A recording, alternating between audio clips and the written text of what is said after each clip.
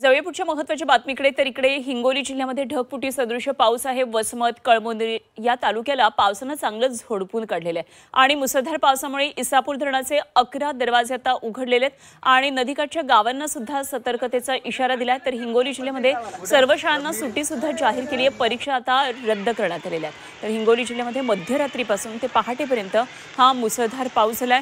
वसमत, कळमनुरी तसंच कळमनुरी आणि औंढा नागनाथ तालुक्यामध्ये महसूल मंडळामध्ये अतिवृष्टी झाली आहे। तर इसापूर धरणाच्या 11 गेटमधून पैनगंगेच्या पात्रामध्ये 18,668 क्युसेक्स अशा विसर्गानं पाणी आता जात आहे। तर मराठवाड्यातून विदर्भात जाणारा हा माळेगाव शेंबाल पिंपरी पुसद मार्ग वाहतुकीसाठी बंद पडलाय। पावसामुळे नदी, ओढे, नाले सगळं तुडुंब भरून वाहत आहे। तर वसमत तालुक्यातल्या पांघरा शिंदे दांडेगाव कडे जाणारे जे मार्ग आहेत ते ओढ्याला पाणी आलेल्यामुळे त्या बंद पडले। त्या अनेक गावांचा संपर्क तुटलेला आहे।